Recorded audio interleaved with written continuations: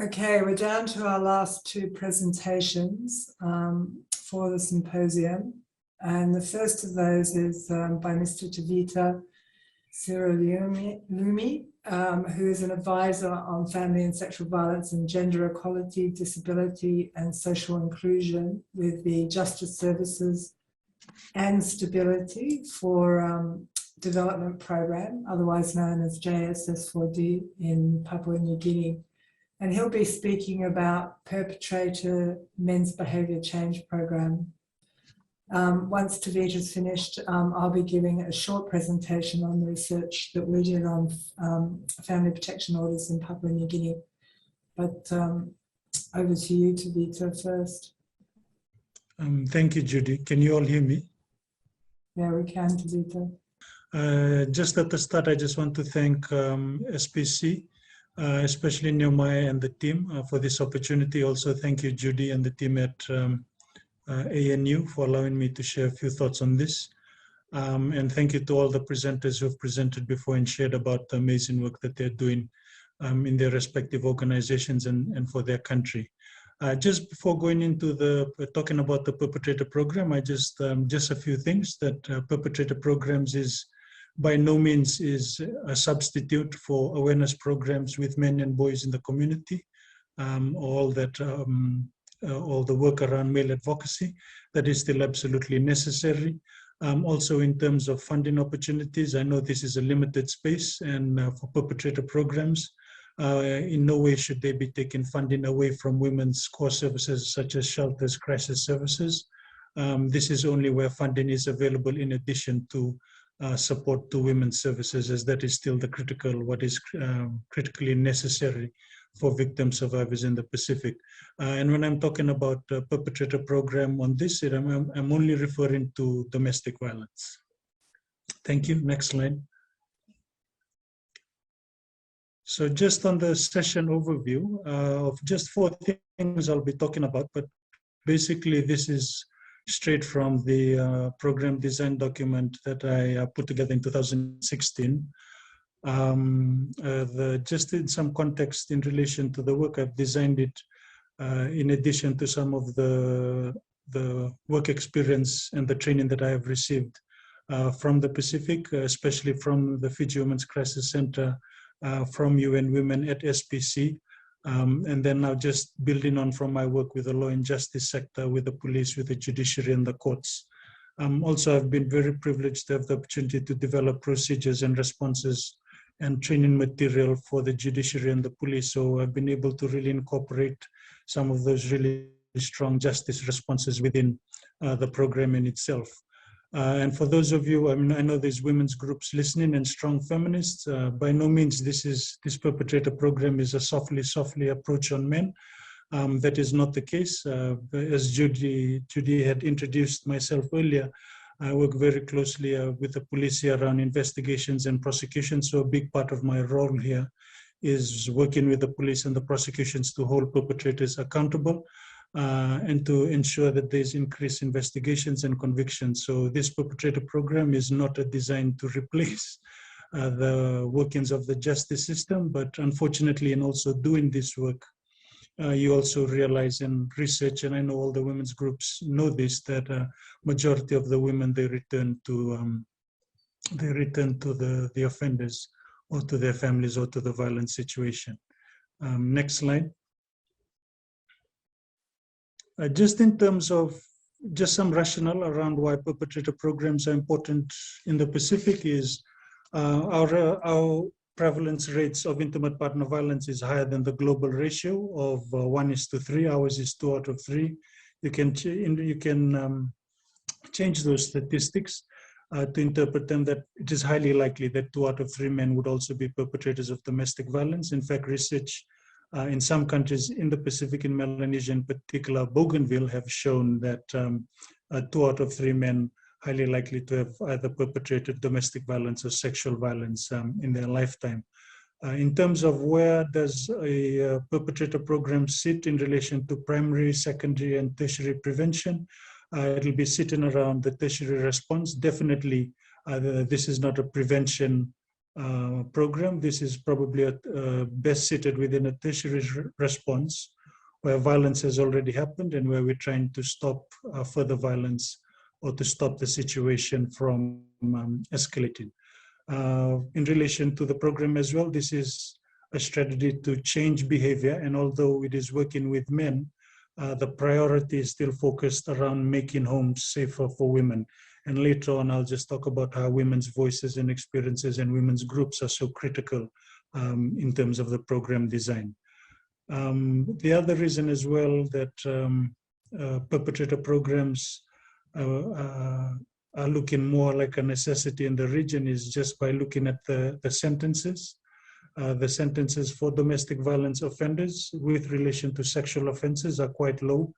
The sentencing considerations, and this is just a must by judicial officers, after they think about the first time offending, if he pleads guilty, he says he's sorry, there's no injury, it is highly likely that he is not getting a custodial sentence, very likely that he will get a suspended sentence or warning or so forth. I'll talk about later on what are some other punishments that are handed down by the judiciary. Also, research by ICAD in the Pacific shows that when it comes to domestic violence, it is still highly likely that misconceptions around the sole breadwinner continue for domestic violence, and it still influences the light sentences that are given to offenders. Next slide. Just some rationale in relation to why perpetrator programs would be complementary in relation to implementation of the Family Protection Act is, at the moment, all the legislations have provisions that refer the offender or the respondent or the perpetrator to a counseling program. At the moment, what's happening is that they are referred to other programs, but the other programs are not strongly familiar around the dynamics of domestic violence. In terms of the dynamics of domestic violence, how it occurs within a patriarchal setting, how it's worsened in a patriarchal setting that's significantly male-dominated, and there's so much more violence and acceptance of violence. A lot of organizations don't know how to navigate around that space. When I say a lot of organizations, of course, this is with exception of strong women's groups who have strong women leaders like the Fiji Women's Crisis Center, Vanuatu Women's Center, Vola spoke earlier, Tonga National Center for Women and Children, Nazareth Center for Rehabilitation. I'm aware that these organizations are more strongly articulate on the issue, but this is not a case for some of the organizations where the courts are referring offenders, referring domestic violence offenders to. And also in terms of working with offenders, a lot of organizations aren't aware of how to do it in a programming perspective, or like how to run a program with it. How many days, how many hours, how do you check and monitor behavior change, where are the tools and so forth. Just in relation to the existing practice where magistrates are referring people to churches and faith-based groups, a lot of these faith-based groups and organizations and even individuals, I know they're well-intended, but despite the well intentions, a lot of times through their interventions and what they're telling the offenders and the wives often put responsibility both on the women and the men changing, and that's where the harm against the victim or the survivor starts again, telling her that she should change, do this, and not go here and be a good wife. So a lot of that is still continuing with places where the courts are referring people to. For the suspended sentences that I talked about earlier, at the moment in the Pacific, the most common sentences for domestic violence offenders would be a warning, a suspended sentence, a reprimand, or either community service. And while there's other reasons, as I've mentioned earlier on this, while this is what the court is dishing out to offenders of domestic violence, these sentences, they have very weak accountability and almost zero monitoring mechanisms. And just within relation to actual behavior change and safety of the victim, there's no way that these current sentences can guarantee some form of that or progress towards that. Next slide. With the current approaches that that are working with offenders and even victims as well, there's still a strong emphasis, overemphasis, I would say, in keeping the family together and making sure that the family is harmonious, which I know that is well intended, but it often is overemphasized over a survivor's right to live an abusive relationship and the right for her to have her own autonomy over her own decisions in her life. Survivors, and when I say survivors, and majority of women are often reminded about their cultural and religious roles, about being a good wife.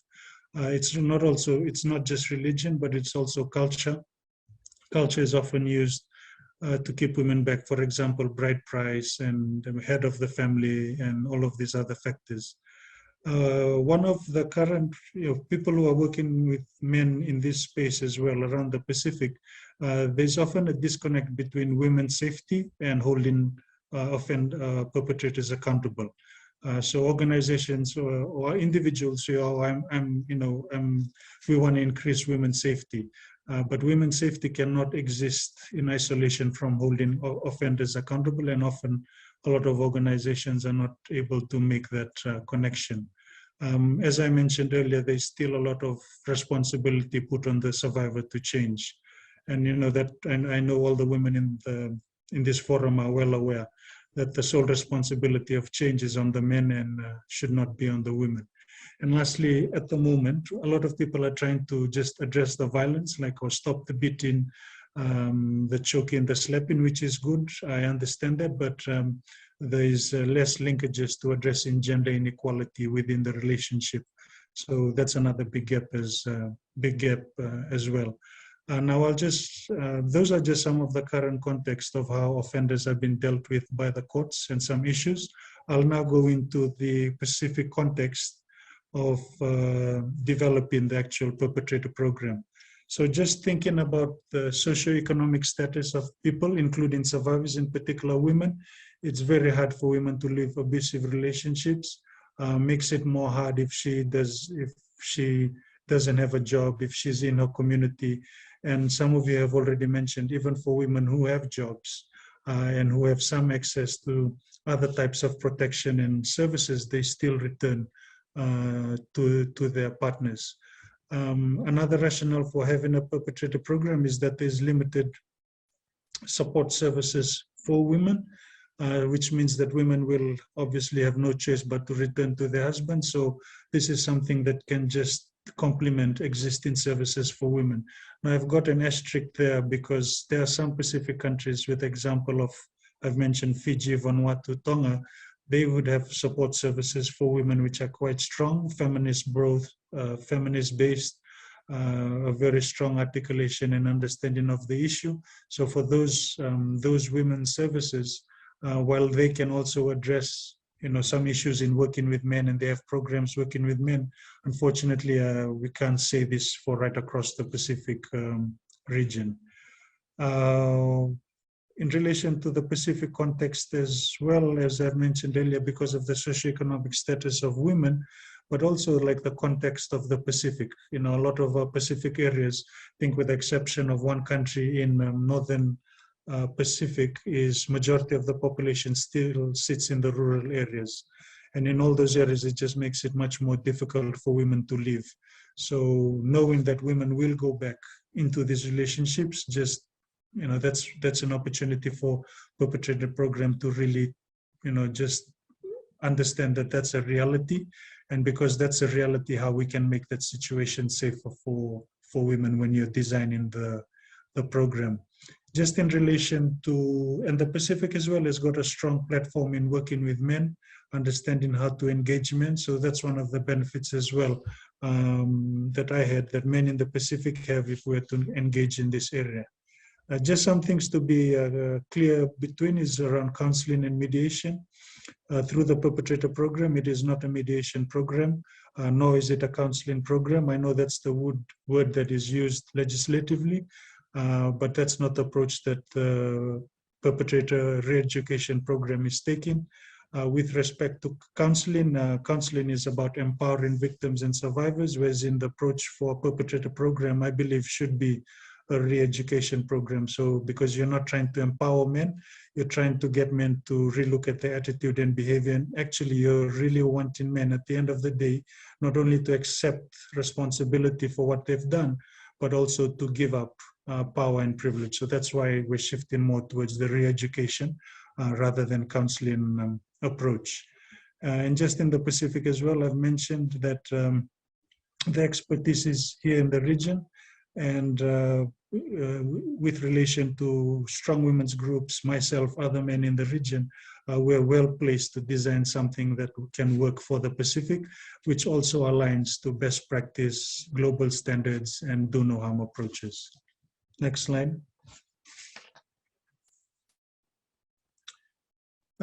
With the program that I've designed, it aligns to the outcome standards in Australia, and I've just used Australia because it's a close country that we work with in the region, and it's very similar to the standards in New Zealand that they use in Europe as well as the United States. So it's very similar across all areas, across all regions. The most important one is victim safety is paramount. So even though it's a perpetrator program, the emphasis is still on the victim's safety.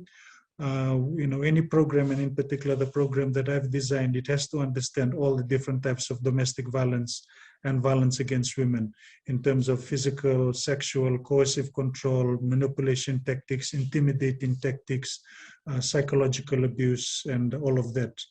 Also, in relation to working with perpetrators, the sessions must run over a long period of time. It must have multiple interventions and should go over a certain amount of hours. Best practice suggests that you're sitting between 60 to 80 hours of working with these men over a prolonged period of time. Now, just in relation to the point 6 on people working on intervention programs like perpetrator programming. It says here that people working in perpetrator intervention systems are skilled in responding to family violence. In designing this program, I've had a lot of reservations from people about introducing it in the Pacific. However, these programs do exist in Australia and New Zealand, and these programs do work with women's groups and do work with the police in Australia and New Zealand. So I don't see why not for the Pacific. And then especially from my end, where I'm coming from, given that I work so much around working with men, working with the formal law and justice system, working with the courts and the police, just believe we're in a much stronger position to design something really stringent and something that can work with men in the Pacific, bearing in mind that the priority is for the safety of women. Just a slide before going on to this slide. And just on the last point is, there's a lot of emphasis as well as in Australia and the Pacific. Thanks, Judy, 5 minutes, no worries. Emphasis as well from in Australia and the Pacific around this issue of safety, women's safety. So again, perpetrator programs is just another avenue. It's not the silver bullet, but probably one of the avenues that can improve the lives of women within the family, given the context of the Pacific. Next slide. So just some background information about the program that I've designed. It has a very clear and precise understanding of what is the cause of domestic violence, and that is gender inequality. It learns from what feminists and women's groups in the Pacific, regionally and globally, have told us about what is the cause of men's violence, and the root cause is about unequal power relations. The program does not in any way tries to overcomplicate why men are violent or make it somehow mysterious. Or the program is definitely not talking about, oh, we need to research more about why men are violent. Often through this program, we've realized that when you give men that sort of mysterious title about why they are violent, because it somehow masks the already well-provided documented evidence that they are fully aware of why they are choosing violence as a power and control tactic. So we try and utilize on the existing evidence provided by women's groups. And it's not about something for us to try and debate women's groups or try and research more into, because the answer is already there. The women's groups have told us what to do, and we just have to work on it and change other men. Second last slide. No, next one. Yeah. So just,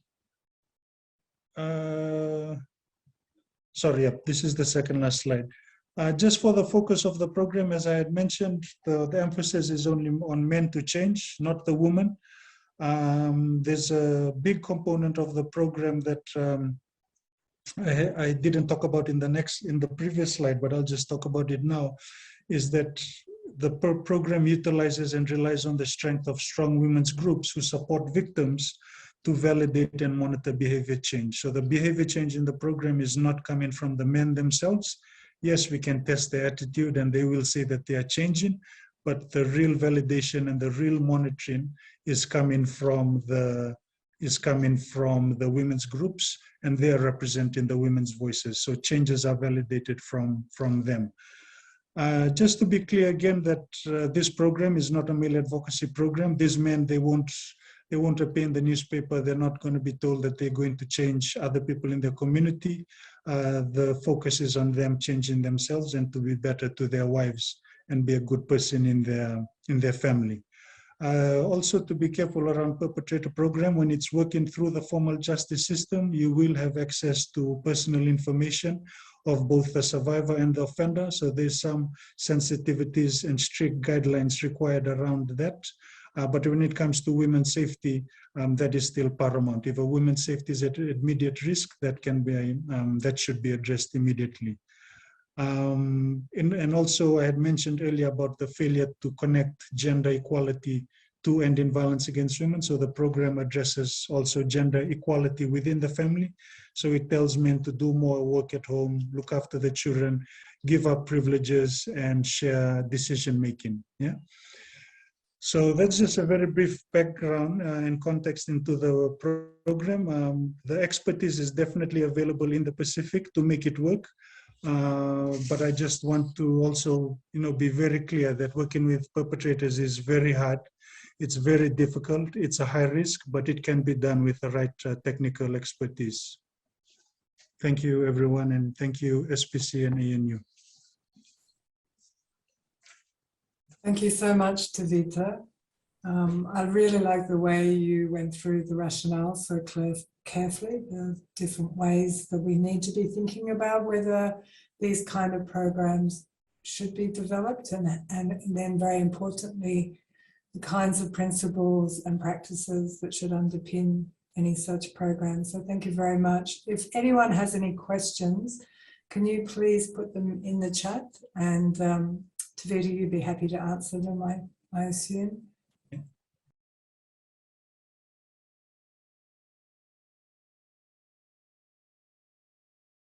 Yeah. Okay. All right. Final presentation is by me. I am not going to really introduce myself, which seems a bit odd, other than to say there is a short bio of me in the abstracts booklet about this presentation. There's the abstract, and then there's a short biography about me. I'm just going to talk very briefly about research we did in Papua New Guinea that looked at the use and efficacy of family protection orders. I want to acknowledge that the research was undertaken by a large group of people. So I am talking about research that was collectively done by certainly more than me. Those of you who saw some of the videos earlier would be, you might find that I'm echoing some of the key conclusions and emerged from the research. But I will try and pace through this rather quickly, because we do have very soon the concluding remarks from two very well-respected colleagues, and I don't want to hold that up. Okay, so next slide, please. We'll skip that.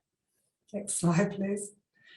I do feel that you probably already have a sense of what a family protection order is in the Papua New Guinea context.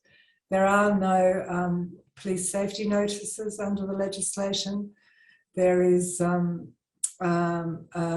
kinds of family protection orders, and next slide please, that were introduced under this Family Protection Act, which passed through Parliament in 2013 and was then enacted in 2014. However, regulations weren't passed until 2017, so you really started to see implementation effectively occurring from 2017 onwards. So the key elements in the legislation is that there's a specific criminal offence of domestic violence. In the past and now, there are a range of criminal offences that someone can be charged with when an incident of domestic violence occurs, but very importantly in the legislation, it just made it crystal clear that domestic violence is a criminal offence. Then there's the civil regime, which introduced the family protection orders, and then it made the breach of those orders a criminal offence. Next slide, please. So these were the research questions that guided the project. And in particular, I guess I'll talk here mainly about the process and system challenges that we found, but then also our findings in relation to the impact of having family protection orders on individual applicants and respondents, on the justice system and service delivery, and on society as a whole. Next slide, please. That's all our partners. Keep going. That's the locations where we did the research in Papua New Guinea. Next slide.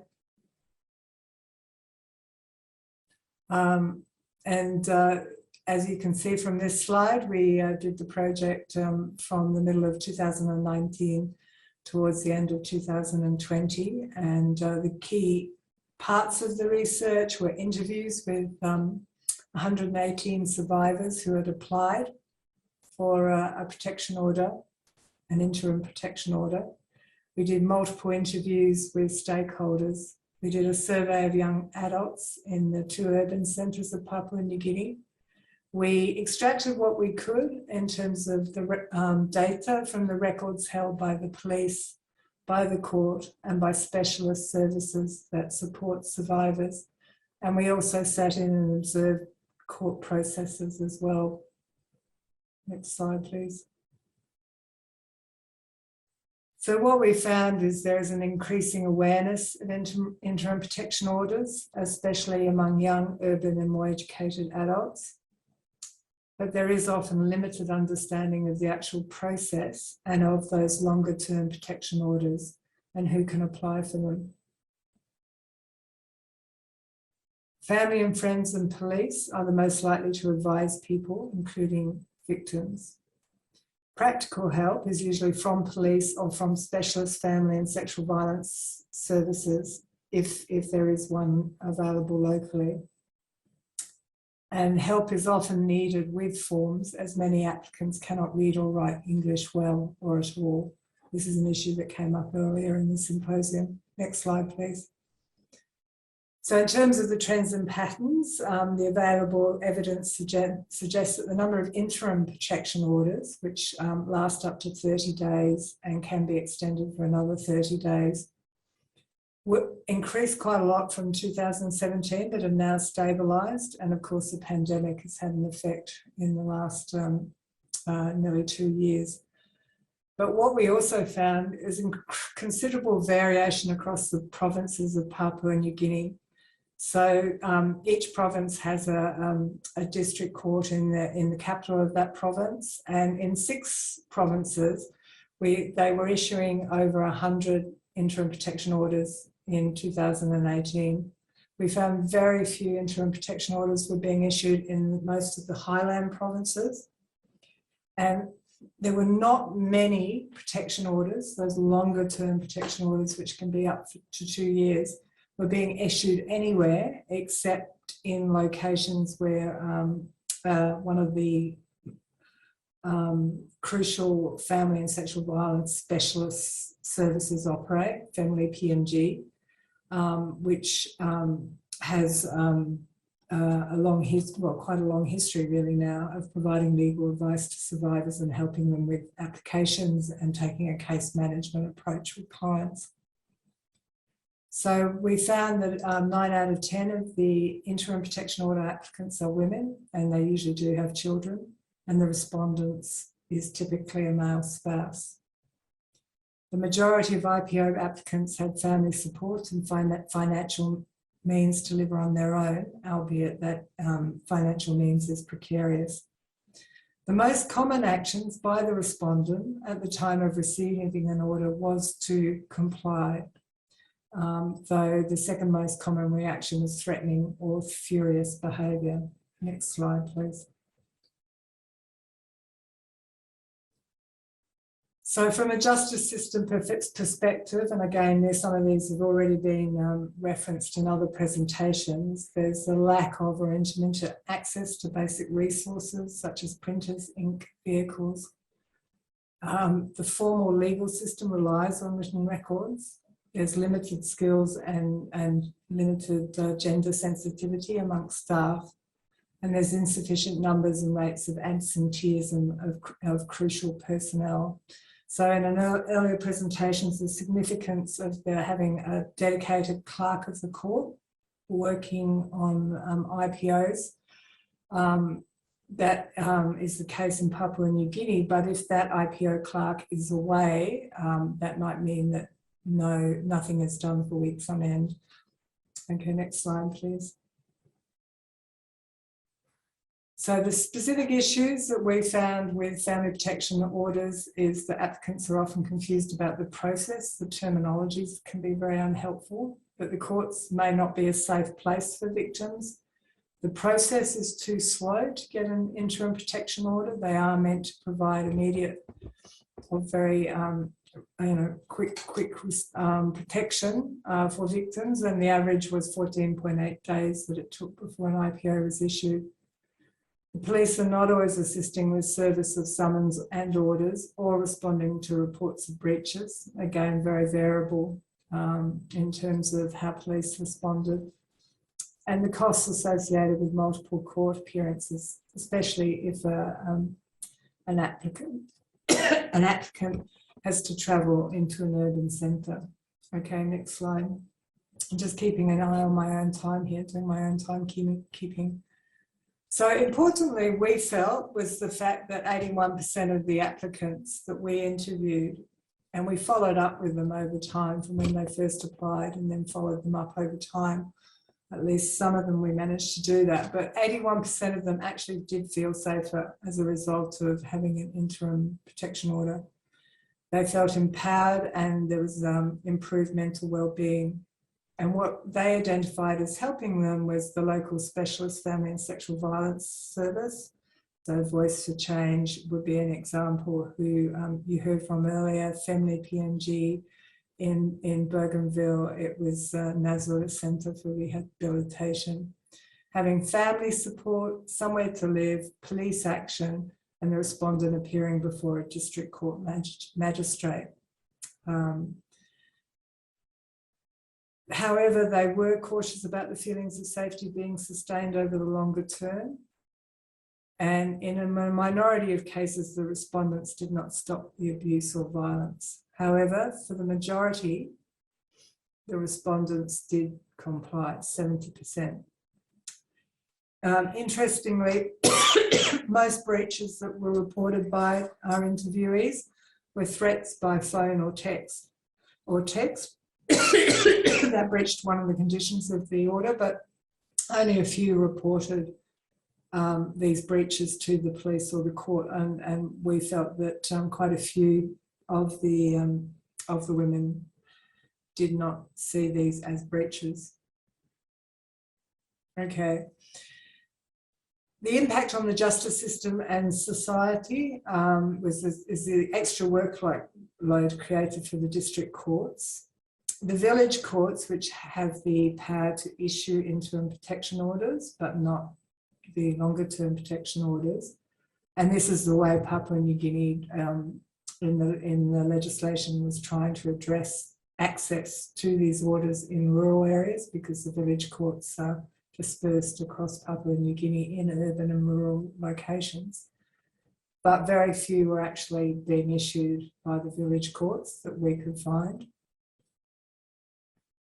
It is another avenue that the specialist family sexual and violence units in the police and other services can use to seek justice for their clients, and they really welcomed having that option. There has been in some places strengthened coordination between the specialist family and sexual violence services, courts and the police. However, we found no link between criminal and civil matters, so that there seemed to be no expectation if there was a criminal matter being pursued through the courts related to domestic violence, that a protection order would be issued by the court. We did find that happening in a few instances in Bougainville. And there was no articulated stance on how community-based processes, customary or community-based processes, should work with family protection orders. Next slide. I might actually skip the conclusions that we came to. Can you just quickly wheel through the slides, Tanush? That's 2, 3. Thank you. Back to the slide of the reports. We did produce quite a lot from this study, and these are all the papers and the main report, as well as an earlier report on a pilot study we did in Lay. So I would encourage you, if you're interested to know more about the research and what we found, to look at them, which are on the Department of Public Affairs website, along with looking at those videos that we've been showing throughout the day. And before I finish talking about this research, I wanted to say thank you to all of those that did help us in Papua New Guinea with this research, but also acknowledge my colleague, Wendy Kanan, who was meant to be emceeing this afternoon, but unfortunately has lost her voice, or her voice is nearly lost. And she's been tireless in terms of organising this forum today, and was also critical in helping ensure that we did this research and the what came out of that project. Okay, so I hope that's given everybody enough of a flavour of what the research intended to do and what we found out. And please feel free to email me. Is there a final slide with an email contact, Tanush? And there's Lindy's email as well. If you do have any questions that unfortunately I don't have time to address now. Okay, so that's the overview on the project we did in Papua New Guinea.